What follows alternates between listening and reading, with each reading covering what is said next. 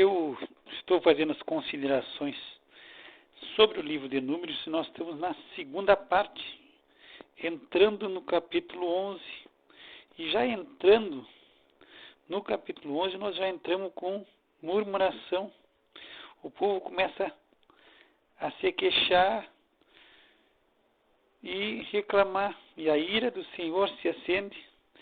E aí desce fogo do Senhor e consume alguns que estavam na última parte do arraial, e Moisés, novamente ele ora ao Senhor e o fogo se apaga. Mas o vulgo que estava no meio deles, diz a Bíblia que quando Israel saiu do Egito, saiu gente misturada também com eles. E eles começaram a ter desejo de comer carne, e aí sempre existe a lembrança do Egito, onde eles estavam escravizados, mas sempre os peixes nós comíamos de graça, os pepinos, melões, polvo, cebolas e alhos. E eles já estavam enfastiados, cansados, chateados com o maná. Então o povo começa a chorar, começa a reclamar, e nisso Moisés, ele já está cansado, Moisés. Ele disse assim, ele está a cargo desse povo e ele está vendo que é complicado esse povo. E nós não estamos aqui ainda nem no início da guerra, porque ainda tem 40 anos para andar com esse povo no deserto, mas Moisés ele está sentindo pesado o seu cargo, muito difícil. E aí Deus designa mais 70 anciãos, e aí Deus manda ele separar 70 anciãos que sejam honestos, corretos, íntegros, né? Sejam homens de respeito perante a congregação, para que eles venham a ajudar Moisés, porque Moisés já está cansado, Moisés, e com o povo, e ele não está conseguindo carregar esse povo, porque ele assim, parece que eu estou carregando esse povo todo no colo. Era difícil. Moisés, todos os problemas do povo com Deus, ele tinha que assumir a responsabilidade de resolver. E o povo sempre está reclamando. Mas aí Deus levanta mais 70 anciãos para ajudar Moisés. E o povo quer comer carne, e começa a murmurar de novo. Por que nós saímos do Egito? Por que saímos do Egito? E aí Deus manda codornizes. E essas codornizes diz que elas voavam, elas vieram. E o entendimento é que elas estavam voando muito baixo, quem sabe por estar cansadas, elas devem ter sido trazidas pelo Senhor, mas de uma forma que elas ficaram muito fáceis de ser apanhadas. E o povo apanhou, colheu bastante, mas Deus já castigou o povo, se acendeu a ira do Senhor, quando ainda a carne estava nos seus dentes, antes que fosse mastigada. E aí saiu praga, uma praga muito grande da parte do Senhor. E ali já tem gente já morrendo, com certeza. Agora, nós vamos para o capítulo 12, e aí nós temos a sedição de Miriam e Arão. Eles se levantam contra Moisés. E aqui tem a desculpa, que era a esposa de Moisés, que tinha casado com uma mulher cozida, mas é uma desculpa porque eles estão dizendo, não, Deus está falando conosco também, Deus não está falando só com Moisés, nós também somos povo de Deus. E aí tem uma palavra maravilhosa que a Bíblia relata sobre Moisés, que esse Moisés era um homem muito manso, mais manso que todos os homens que havia sobre a terra. E Deus não aceita esse levante dentro da família. Então, muitas vezes se cumpre isso, como Jesus disse, os inimigos do homem serão os da sua própria casa. Então, nós vemos aqui que dentro de casa, Moisés já tinha todos os problemas com o povo, e aí existe um levante da sua irmã e do seu irmão contra ele. O Senhor se levanta, se acende em ira, e aí a irmã de Moisés fica leprosa, aí já Arão se apavora, e aí Moisés intercede, o Senhor tem misericórdia. Ela passa 7 dias fechada fora do arraial, depois ela é recolhida. No capítulo 3 nós temos aí a ordem de Deus é mandar espias para espiar a terra de Canaã. E são escolhidos 12 espias de todos os príncipes, né, cabeças da casa dos seus pais, dos filhos de Israel, um por cada tribo. E eles vão espiar a terra, e entre eles está Josué. E aqui nós temos no versículo 16, que já nos relata que Moisés foi quem mudou o nome de Oséias para Josué. Então Josué, que nós conhecemos, tem o livro de Josué, nós vamos ainda entrar em nome de Jesus, mas o nome dele era Oséias, que significa salvação. Oséias significa salvação. E aí ele muda para Josué, que é Jeová salva. E Josué é um nome hebraico que significa Jesus. Jesus está no grego. E é o Yeshua. Então o Yeshua, que a gente escuta na música do louvor, é o Josué em hebraico, que vai ser Jesus no grego. É Jeová salva. Os espias vão ver a terra é boa, é maravilhosa, mas 10 deles vêm com um informe, vêm com as notícias não muito boas para o povo, e já infamam a terra e exaltam os inimigos, porque eles vêm ali naquela terra os filhos de gigantes, os filhos de Anak. Eles veem a irmã Cesar e tal mais, e eles dizem que não tem condição, não tem como subir, porque o povo é mais forte e eles não vão conseguir vencer, e que a terra consumiu seus habitantes e era difícil, que só trouxeram um problema. Olharam a situação e não olharam para Deus. Mas se levanta Caleb e diz, não, Caleb já dá um testemunho forte, diz, não, nós vamos subir e nós vamos possuir essa terra em herança, porque seguramente nós vamos prevalecer contra ela. Então Caleb e Josué, eles se mantêm firmes, olhando para o invisível, olhando para o nosso Deus Todo-Poderoso, confiando firme no nosso Senhor Jesus Cristo. Mas os 10 espias conseguem contaminar as pessoas, e aí o medo ele é contagiante. Isso aí tu pode ter noção, a palavra de Deus nos ensina isso aí, o medo é contagiante. Quando saíam para a guerra, o povo de Israel, já os oficiais já gritavam, quem é medroso e tímido, volte para sua casa, porque para não contaminar o coração dos seus irmãos. Então quem é covarde, quem está tímido, quem está com medo, sai do exército e volta para casa. E por quê? Porque o medo contagia, o medo, uma pessoa com medo pode contaminar uma casa inteira. O medo é complicado, ele vai contagiando as pessoas. Muitas vezes nós temos uma situação e uma pessoa entra numa situação de nervosismo, de desespero, e consegue desestabilizar uma casa inteira. Todas as pessoas perdem o emocional. Então nós temos que ter muito cuidado na hora que nós estamos diante das dificuldades, não olhar para as dificuldades, mas procurar olhar para Jesus e confiar que o Senhor está conosco. Se nós colocar os olhos na dificuldade, certamente nós vamos cair.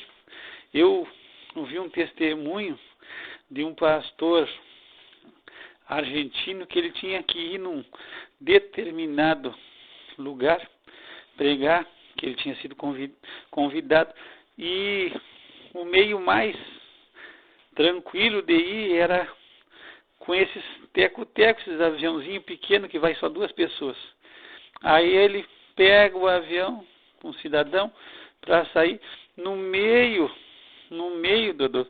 do caminho, pega uma tempestade terrível, o aviãozinho vai para um lado e para o outro, e o pastor se apavora e se desespera e começa a ficar nervoso. E o piloto tentando controlar o avião e acalmar o pastor. Aí o piloto diz, pastor, o senhor me ajude, o senhor fica olhando esse ponteirinho, tinha um relógio, e o ponteiro tem que estar no centro, se ele cair para o lado, o senhor me avisa, porque aí o avião vai cair. Então fique olhando para o ponteiro e controlando esse ponteiro, porque aí o senhor me ajuda. O senhor está me atrapalhando. E aí o pastor ficou, já se armou, já pediu um arcanjo, pediu querubim, pediu o anjo, pediu socorro, que segurassem de qualquer forma aquele ponteiro que não viesse aqui. Aí botou os olhos no ponteiro e a tempestade fora pegando. E ele começou a orar e pedindo e intercedendo, repreendendo demônio de toda forma. E conseguiram chegar no seu destino. Aí o piloto falou com o pastor, viu, pastor, nós chegamos. Aí o pastor também. Eu comecei a orar, interceder para que o ponteiro permanecesse firme, não caísse de maneira nenhuma. E clamei e pedi a Deus e repreendi todo o demônio. E aí o piloto disse, olha, pastor, aquele relógio ali, ele não funciona. É que o senhor estava me atrapalhando pelo seu apavoramento. E quando o senhor se concentrou no relógio, eu consegui ter tranquilidade para conseguir manter o avião na condição de nós chegar aqui. Então, muitas vezes nós nos concentramos, essa história eu estou contando para dizer que nós nos concentramos nos problemas e aí muitas vezes nós perdemos a tranquilidade e nós nos desequilibramos. E nós temos que ser, como diz no livro de Hebreus, olhando para Jesus, o autor e consumador da fé. E aqui os espias, eles olham para as dificuldades e trazem um relatório pesado. O povo se desespera, o povo já novamente entra em murmuração, parte 200, 300, já porque o povo só vivia murmurando. E aí Deus de novo, Deus tem que intervir, porque já querem apedrejar, querem a cabeça de Moisés, querem levantar um líder para voltar para o Egito. Mas Deus se manifesta e aí Deus condena o povo a voltar para o deserto. E cada dia que foi feito para espiar a terra, Deus torna em 1 ano mais. E eles passam 40 anos no deserto. E aí toda aquela geração que podia sair à guerra de 20 anos para cima, eles morrem no deserto. Vão morrer nesses 40 anos no deserto. E aí Deus se lembra de Caleb e de Josué, que deram um testemunho agradável ao Senhor. E aí Deus disse, não, Caleb e Josué, eles vão entrar, salvo esses dois, Caleb e Josué, o resto vai morrer no deserto, porque eles falaram que era agradável diante do Senhor. No capítulo 15 nós vamos ver repetições de diversas leis, e no 16 de novo nós tivemos uma rebelião dentro da família de Moisés. Agora nós vamos ver a rebelião partindo da tribo de Levi, que é Coré, e ele é coatita, filho de Izar, e ele se levanta contra Moisés, junto com mais Datã e Abirã, que eram filhos de Ruben. E aí de novo a mesma história, não toda a congregação é santa, vocês estão se levantando contra a congregação do Senhor, vocês estão se achando que são mais, e eles se levantam contra Moisés e Arão, e Moisés quer fazer a prova de quem é quem. E aí eles vão se apresentar ao Senhor, e toda essa turma, já a Coré tinha levantado todo o povo, mais 250 que eram cabeças, e a rebelião se torna pesada, porque eles levantam, eles ajuntam todo o povo. Coré consegue juntar todo o povo à porta da tenda da congregação, e eles querem a rebelião. Mas Deus novamente aparece, e aí Deus faz justiça. E aí é morto Coré, é morto Datã, Abirã, e eles são mortos, os 250 homens que estavam com o incensário, eles morrem também. E aí Deus, para resolver o problema, Deus manda que cada um de cada tribo traga uma vara e vão ser colocados dentro da tenda da congregação, perante o testemunho, e aí Deus vai mostrar, e a vara daquela que florescer é aquele que Deus escolheu para chegar a si. E aí cada tribo colocaria o nome da sua vara, o nome da tribo, e pela tribo de Levi estaria Arão representando. Então, a vara de Arão, ela floresce, dá até amêndoas, e aí o povo acalma e vê que Deus realmente escolheu Arão para se chegar a ele. E aí o povo tranquiliza. Deus manda colocar essa vara que floresceu, ela vai ficar lá dentro do testemunho na Arca da Aliança. E ela é colocada dentro da Arca da Aliança. E é para resolver os problemas. No 18 nós vamos ver os direitos dos levitas e dos sacerdotes. E uma coisa que é interessante, tu vai ver que os levitas, Deus dá os dízimos em Israel por herança. E aqui, os dízimos são entregues para os levitas e não para os sacerdotes. Os sacerdotes ficavam com parte das ofertas e outras coisas, das primícias, mas o dízimo do povo de Israel é dado para os levitas, eles trabalhavam só no serviço da tenda da congregação. E aqui é uma coisa até bastante interessante, se tu for analisar. Nós temos 12 tribos. Mesmo tirando Levi, porque José se divide em 2 tribos, Efraim e Manassés, nós temos 12 tribos.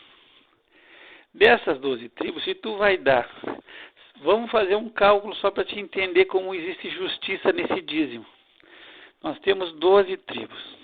Se cada tribo desse R$1.000, ou arrecadasse, eu estou fazendo só para te entender, cada tribo arrecadasse R$1.000, cada tribo, e elas fossem dar o dízimo, cada tribo daria 100.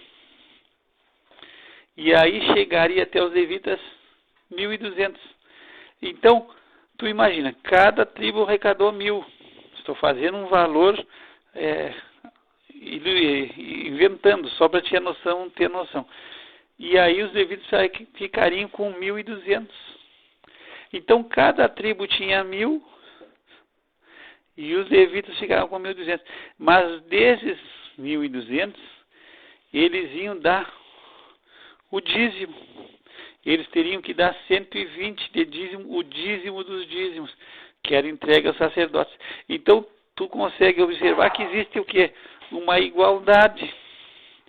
Eu fiz por 1.000, mas se nós fizéssemos por 1.000.000, quer dizer, vamos pegar por 1.000.000, os levitas ficariam com 1.200.000, e eles teriam que entregar 120.000 para os sacerdotes, aí eles ficariam com 1.080.000.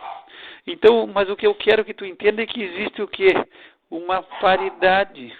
Eles não iam ficar ter mais do que as tribos que trabalharam, e eles também não iam ter menos.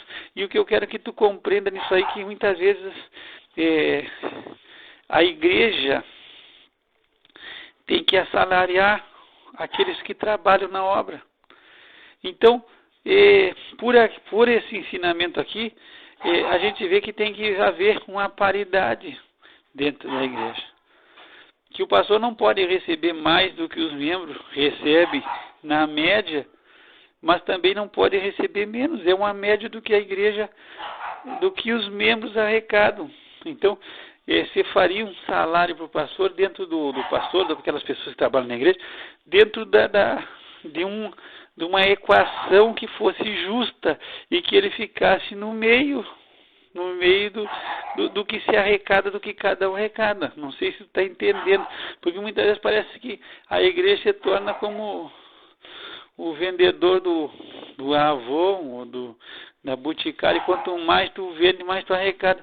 E aí muitas vezes você vira um comércio, porque quanto se arrecadar 1.000 ele vai ganhar mais, se arrecadar 2.000 ele vai ganhar mais, aí muitas vezes se viram só por causa de dinheiro. Então, pastor, as pessoas que trabalham na igreja não têm que viver desesperadas se vai entrar ou não vai entrar. Eles têm que ter algo fixo que seja justo, acredito eu, e estou falando só baseado no que eu te expliquei aqui sobre o dízimo. Não estou inventando e não estou querendo que entrar em a igreja A ou B faz isso ou faz aquilo, e nem quero colocar ordem na igreja de ninguém. Mas eu estou dizendo, dentro disso aqui seria algo justo que as pessoas que trabalham na igreja, o pastor, as pessoas que trabalham, recebessem pelo seu trabalho. Então, mas muitas vezes não é o que a gente vê, muitas vezes é como se fosse você ganha conforme arrecada. E aí, muitas vezes você força a arrecadação para ganhar mais e para receber mais. Então, eu acho que tem que ser algo, na minha visão, pelo que eu leio aqui, algo que seja de justiça. Que ele não fique nem acima da igreja, dos membros da igreja, e nem fique abaixo como um coitadinho. Porque diz a palavra de Deus, digno é o obreiro do seu salário. E nós vamos parar aqui dentro do capítulo 18 e depois nós vamos seguir do 19 até o 36. Pai, nós te damos graça pela tua palavra, que o Senhor derrame da sua misericórdia sobre a nossa vida, para que nós possamos seguir aprendendo, Senhor, cada dia mais, e que nós possamos, Senhor, aprender a ser agradecido e a colocar os nossos olhos em Ti. Embora as dificuldades do nosso dia a dia, embora que nós somos tentados a olhar as circunstâncias sempre, mas que nós possamos olhar para Ti e confiar, Senhor, como Caleb, que diz, Senhor, seguramente nós vamos prevalecer. Que essa seja a mensagem do nosso coração diante das dificuldades, que nós possamos dizer que nós vamos subir e que nós vamos possuir a herança. E que seguramente nós vamos prevalecer diante de todas as dificuldades por a Tua presença na nossa vida. Nós pedimos em nome de Jesus. Que o Senhor te abençoe e te guarde, que o Senhor faça resplandecer sobre ti o seu rosto e tenha misericórdia de ti, que o Senhor levante seu rosto sobre ti e te dê a paz. Graça e paz da parte de Deus nosso Pai e do Senhor Jesus Cristo.